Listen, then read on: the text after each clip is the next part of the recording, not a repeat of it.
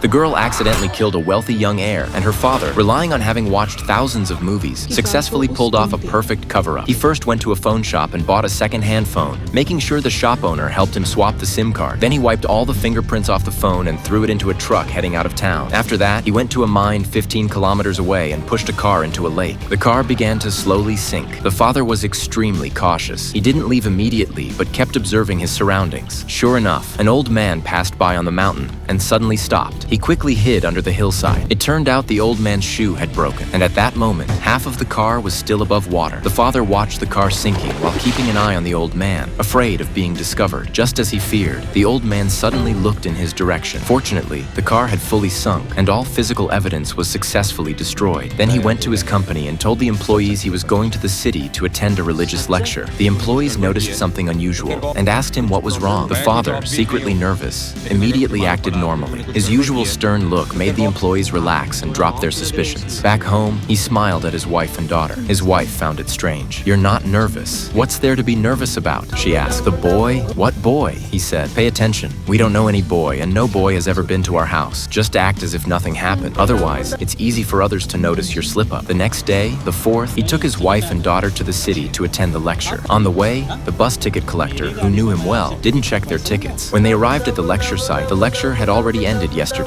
He spent the day taking his wife and daughter around, eating, sightseeing, staying in hotels, watching movies, but everyone they encountered looked worried and grim. On the 5th, they returned home. The father instructed his wife and daughter that from that day forward, they must keep receipts and invoices for everything they bought. Meanwhile, the victim's family noticed their son wasn't answering calls, but because they were usually too busy and the son too rebellious, this kind of thing happened often, so they didn't pay much attention. Several days passed. The female police chief assigned her team to investigate the son's whereabouts. Soon, the police arrived at the father's house. The eldest daughter panicked when she saw them. The officers walked toward her, almost reaching her, but at the critical moment, the father appeared and handled the questioning easily, leaving his eldest daughter behind him, nearly scared out of her mind. A few more days went by, and there was still no sign of the wealthy heir. The female police chief grew increasingly anxious and could only rely on high-tech methods. Eventually, they traced the heir's SIM card to another city where it had lost signal and was now turned off. The father's plan was going very smoothly, but then an unexpected incident occurred. The heir's small car was discovered by swimmers. The police chief came to the scene to investigate and confirmed it was her son's car, but no one was inside. She knew her son must be in trouble, so she immediately launched an investigation. She found that he had disappeared on the 2nd of last month. Her first step was to release his photo, including one of him riding a bicycle. A corrupt police officer saw it immediately and remembered seeing the father driving the car on the 3rd. The father was immediately identified as a suspect.